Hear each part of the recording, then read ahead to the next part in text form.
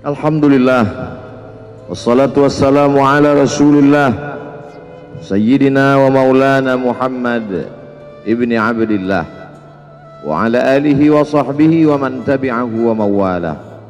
Ashhadu an la ilaha illallah wahdahu la syarika lah wa ashhadu anna sayyidana Muhammadan abduhu wa rasuluhu la nabiyya ba'dah.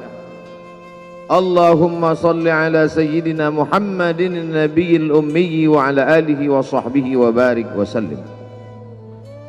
Qala Allah Ta'ala fil Qur'anil azim wa huwa asdaqul qailin. A'udzu billahi minasy syaithanir rajim. Ya ayyuhalladzina amanu taqullaha haqqa tuqatih wa la tamutunna illa wa antum muslimun. Wa qala ta'ala fi ayatin ukhra. Ya ayyuhalladzina amanu taqullaha wa qulu qawlan sadida yuslih lakum a'malakum wa yaghfir lakum dhunubakum wa man yuti'illaha wa rasulahu faqad faza fawzan 'azima.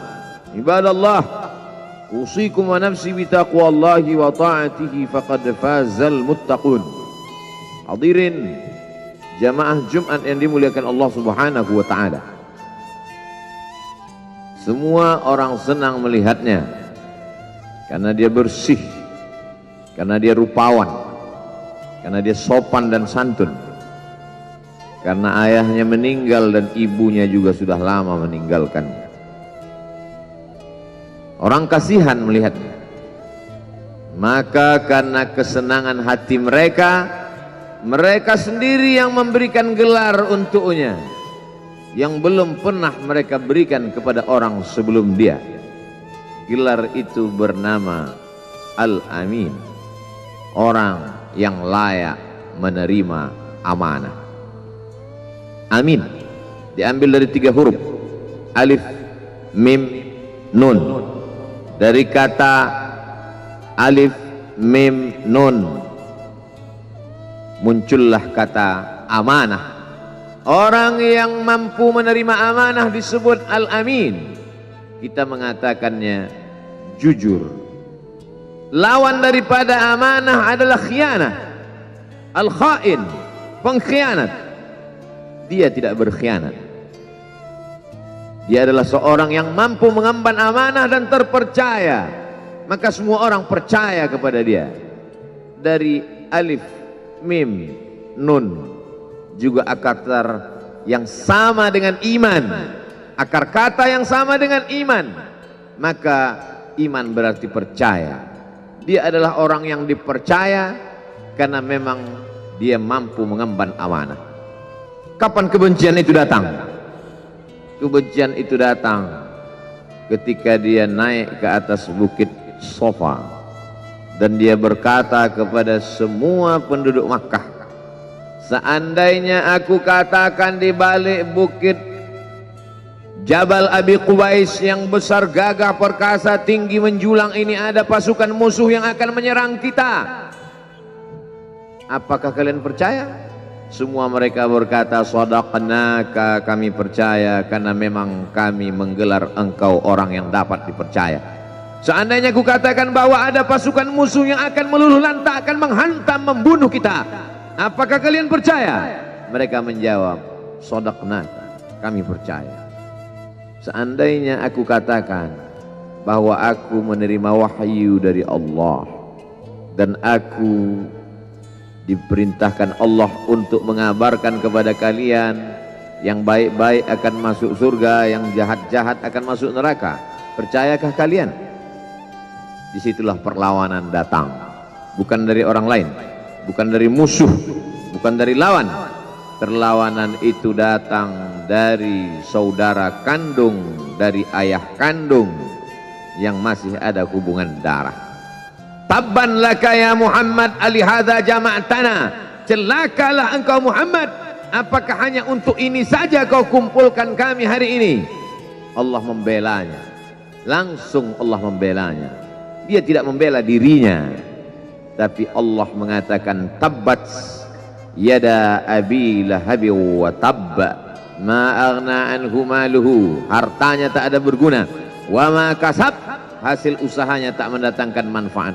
Wa imra'atuhu hammalatal hatab, istrinya menjadi pembawa kayu bakar, simbol dari adu domba, kata-kata yang membuat menyakitkan hati yang dibawa oleh Ummu Jamil istri Abu Lahab untuk menyiksa, menjelekkan, membuli, menebarkan berita untuk membunuh karakter Sayyidina wa Maulana Muhammad sallallahu alaihi wasallam. Ini bukti kalau hari ini ada anak muda yang rupawan, yang dermawan, yang disenangi lingkungannya, tidak ada orang yang tersinggung, biasa, karena Nabi Muhammad SAW juga pernah mengalami hal itu. Tapi begitu kau katakan, aku tadi malam bermimpi bahwa aku mesti hijrah, meninggalkan komunitas peminum khamar, meninggalkan geng kita yang selama ini bicara tentang yang haram, maka disitulah mereka akan berkata, apakah hanya untuk ini saja kita berteman selama ini? Mana persahabatan kita? Apa yang dialami pemuda-pemuda hijrah hari ini dialami oleh Rasulullah sallallahu alaihi wasallam 14 abad yang silam. Ketika kau berhasil bisnis, orang senang. Ketika kau berhasil membina rumah tangga, tidak ada orang yang tersakiti. Ketika anakmu lucu-lucu dan kau berada di tengah mereka, tidak terusik kepentingan mereka, tidak terganggu ekonomi mereka, engkau adalah sahabat, engkau adalah teman setia. Tetapi ketika kau tidak ikut kemauan manusia, disitulah engkau sedang melantik dirimu sendiri menjadi musuh. Maka Allah kuatkan hatimu. Wa in tuti' aktsara man fil ardi, kalau kau ikut kebanyakan orang di atas muka bumi, yudilluka an sabilillah, mereka hanya akan menyesatkan engkau dari jalan Allah subhanahu wa ta'ala. Tapi api itu tidak pernah padam. Kalau dia padam, maka berakhirlah dakwah Islam. Dia terus bergelora, dia terus menyala, dia terus membakar kemunafikan, membakar kemusyrikan, sampai akhirnya embargo pun tiba. Jangan ada yang mau bergabung dengan kelompok Muhammad sallallahu alaihi wasallam. Jangan ada yang mau berkirim makanan, jangan ada yang mau berdagang, jangan ada yang mau menjalin transaksi. Mereka ingin membunuh secara perlahan-lahan. Jangan beli produknya, jangan duduk bersamanya, jangan berteman dengan dia. Kenapa kamu mau berfoto dengan dia? Kenapa kamu mau bergambar dengan dia? Kenapa kamu masih mau mendengar ceramah dia? Adakah orang yang mengalami hal itu hari ini? Adakah ketakutan-ketakutan dari hamba Allah yang mengatakan Allahu Akbar, Allah Maha Besar, tapi takut ditinggalkan kawan, cemas ditinggalkan sahabat? Maka itu pernah terjadi pada kelompok Sayyidina wa Maulana Muhammad sallallahu alaihi wasallam. Kalau pembunuhan karakter tidak berhasil, maka ada yang lebih dahsyat daripada itu. Mereka tawarkan dunia beserta isinya. Wallahi, demi Allah wahai paman, demi Allah wahai Abu Talib, law wada'u syamsa fi yamini wal qamara fi yasari, andai mereka letakkan matahari di tangan kananku, bulan di tangan kiriku, ala an atruka hadzal amr, supaya aku tinggalkan dakwah ini, aku tidak akan meninggalkannya. Bujuk rayu mulai tiba. Itu terjadi pada diri Nabi Muhammad sallallahu alaihi wasallam. Kalau kau tidak mempan dimusuhi, kalau kau tidak mempan dirangkul, kau akan dipukul. Kalau kau tidak mempan dipukul, kau akan dirangkul. Berbagai macam cara, dari mulai yang paling keras sampai yang paling lembut, dari mulai yang paling lembut sampai yang paling keras, sampai akhirnya tempat bergantung itu hilang, lenyap, musnah. Ada dua tempat bergantung, saudara kandung ayah Abu Talib. Mereka tidak mengusiknya karena dia keponakan Abu Talib. Abu Talib anak Abdul Muttalib, Abdul Muttalib anak Hashim, Hashim anak Abdi Manaf, Abdi Manaf anak Qusay, Qusaylah pendiri Darun Nadwah. Mereka keturunan darah mulia dari Adnan.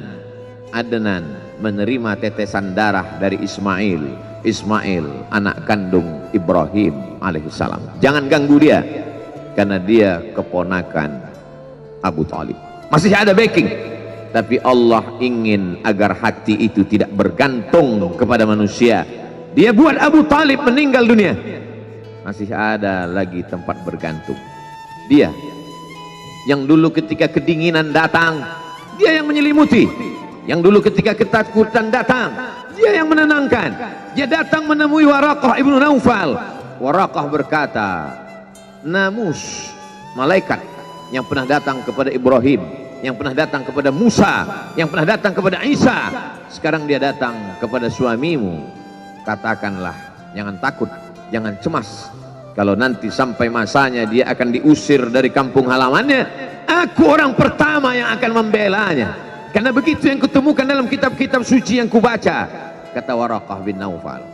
Hari itu juga tempat bergantung itu patah. Khadijah menghadap Allah subhanahu wa ta'ala. Tak lagi ada makhluk tempat bergantung, tak ada lagi ranting tempat berhinggap, tak ada lagi batang kayu tempat berpegang. Allah ingin agar engkau berserah hanya kepada Dia saja. Tidak ada makhluk. Bersandar kepada makhluk akan kecewa, bersandar pada kayu yang rindang akan tumbang, bersandar kepada benda akan binasa, bersandar kepada sahabat akan berubah menjadi musuh. Bersandarlah kepada Dia, Hayyun Maha Hidup, la yamut, Dia tak pernah mati. Bersandarlah kepada Dia, Al-Aziz yang Maha Perkasa, Al-Jabbar yang Maha Berkuasa. Itu yang diinginkan Allah dari sosok Sayyidina wa Maulana Muhammad sallallahu alaihi wasallam. Dia pergi, sengaja dia pergi berjalan kaki, karena kalau dia pergi menunggang unta, mereka sudah mengintai, dia pasti lari, dia akan pergi ke tempat yang jauh. Sengaja dia pergi berjalan kaki. Lalu kemudian dia pun sampai ke suatu tempat. Dia berharap mereka adalah orang-orang yang lembut akan yang menerimanya, tapi dia tidak diterima dengan tala'al badru alaina. Dia tidak diterima sebagai ahlan wasahlan. Ahlan, keluarga, kau datang kami sambut sebagai keluarga. Sahlan, mudah, kau datang urusanmu mudah. Ahlan wasahlan. Tapi dia tidak dianggap sebagai keluarga, dia tidak dianggap sebagai sahlan, dia dianggap sebagai musuh. Dia dilempar dengan batu, dia dilempar dengan kayu, dia dilempar dengan tulang onta. Apa yang dia lakukan? Dia bersembunyi di balik bukit. Dia angkat kedua tangannya. Ilaika ashku dha'fa quwwati. Kepada engkau saja aku mengadukan kelemahanku. Wa qillata hilati, ketidakberdayaanku. Wa hawani bainan nas, aku hina di tengah mereka. Kalau dulu aku ada tempat bergantung, ada tempat bersandar, ada tempat mengadu, hari ini hanya engkau saja ya. Datanglah malakul jibal, malaikat penjaga segala bukit di atas dunia. Kau tunjuk mana bukit yang paling besar ya Muhammad, akan kutimpakan kepada mereka. Hati yang luka biasanya akan marah, akan kecewa, tapi itu tidak terjadi pada Nabi Muhammad sallallahu alaihi wasallam. Apa yang dia katakan? Asallah an yukhrij min aslabihim man ya'budullaha wa la yusyrika bihi syai'a. Ya Allah, keluarkan dari tulang sulbi mereka, keluarkan anak cucu mereka yang akan menyembah engkau. Tidak ada satupun yang akan mempersekutukan engkau di atas muka bumi ini. Doanya dikabulkan, hatinya susah, pikirannya kacau, tapi lidahnya tidak berkata-kata kasar. Dia doakan agar anak cucu mereka menyembah Allah. 100% penduduk Taif hari ini bersyahadat asyhadu an la ilaha illallah wa asyhadu anna Muhammadan Rasulullah. Doa orang yang teraniaya, doa orang yang terzolimi. Dia berhenti di sebuah kebun. Ada seorang yang bukan terpandang membawakan beberapa ranting anggur sebagai pelipur lara, penghilang haus, pelepas dahaganya. Ketika anggur itu akan masuk ke mulutnya, dia berkata Bismillahirrahmanirrahim, atas nama Allah. Maka hamba sahaya miskin, susah, melarat, perantau yang tak punya apa-apa itu heran. Apa yang kau ucapkan? Bismillah. Kau sebut nama Allah ya. Tidak ada satupun orang di kampung ini kalau makan menyebut nama Allah. Siapa engkau? Aku Nabi yang diutus Allah Subhanahu wa ta'ala.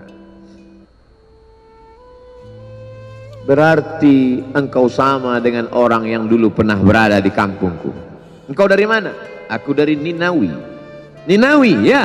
Di sana ada saudaraku, kata Nabi Muhammad SAW. Di sana ada saudaraku, namanya Yunus bin Matta. Yunus bin Matta adalah saudaraku. Sama-sama hamba yang diutus Allah Subhanahu wa ta'ala. Dia juga diingkari oleh kaumnya.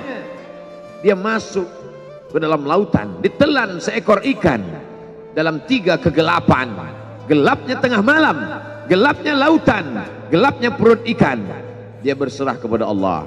La ilaha illa anta subhanaka inni kuntu minal zalimin. Begitu cara Allah mengingatkan Nabi Muhammad SAW. Apa yang kau rasakan hari ini belum ada apa-apanya dengan apa yang pernah dirasakan oleh Yunus bin Matta. Mendengar itu langsung saja Adas bersimpuh sujud mencium lutut Nabi Muhammad SAW. Dia tidak mulia, dia hamba sahaya, dia miskin, dia perantau, tapi dia sempat mencium tangan Nabi Muhammad SAW. Dia sempat menghilangkan dahaga dari leher Nabi Muhammad SAW. Pertemuan yang berkesan. Biarlah pertemuan itu sekali, tapi sampai ke lubuk hati. Untuk apa pertemuan yang berulang kali, tapi hanya sampai di tepi bibir, hanya basa-basi. Nabi SAW kembali, dia pulang. Di tengah perjalanan dia mendengar, qul, katakan, uhiya ilayya annahu istama'ana farum minal jin. Ada sekelompok jin. Jin itu berkata, inna sami'na qur'anan ajaba. Kami mendengarkan bacaan Al-Quran ajaba, menakjubkan, ajib. Biarlah manusia menolakmu, biarlah manusia yang aku dan sombong itu tidak menerimamu, tapi ada satu makhluk yang mau menerimamu. Inna, kami dari kalangan jin, sami'na, mendengar Qur'anan ajaba, bacaan Al-Quran yang mengagumkan, yahdi ila rusdi, yang membuat kami lurus berpikir benar. Betapa jin yang dikatakan makhluk jahat, tapi ketika dia mendengarkan bacaan Al-Quran tersentuh hatinya dan dia bersyahadat, anna minnal muslimun, kami ada yang muslim, wa minnal qasitun, kami ada yang kafir. Yang muslim taharrau rasyada, selalu mencari jalan kebenaran. Yang kafir kanu li jahannam hataba, mereka hanya akan menjadi santapan neraka jahanam. Dia kembali ke kota suci Makkah Al-Mukarramah seperti biasa, sampai akhirnya datanglah malaikat Jibril membelah dadanya, mensucikan hatinya sampai layak, lalu kemudian dia pun dibawa. Subhanalladzi asra bi'abdihi lailan, maha suci Allah yang memperjalankan hambanya pada suatu malam, minal masjidil haram ilal masjidil aqsa, dari masjidil haram ke masjidil aqsa, alladzi barakna haulah, kami berkahi sekelilingnya. Untuk apa? Linuriyahu min ayatina, kami ingin memperlihatkan kepadanya tanda-tanda kebesaran kami. Selama ini dia hanya didengar, azab kubur didengar, neraka jahanam didengar, malaikat didengar. Hari ini kami ingin memperlihatkan tanda-tanda itu kepada hamba kami. Jangan bersedih ketika kau didustakan, jangan bersedih ketika kau dibunuh karaktermu, jangan berduka cita ketika tidak ada manusia yang menerimamu, karena sesungguhnya itu hanyalah cara Allah menguatkan hatimu, karena dia ingin mengangkat derajatmu, menempatkan di tempat yang terpuji, memperlihatkanmu sesuatu yang tidak pernah dia perlihatkan kepada manusia yang lain. Dia buat hatimu hancur berkeping agar tidak lagi ada tempat makhluk dalam hatimu, yang ada hanya Allah semata.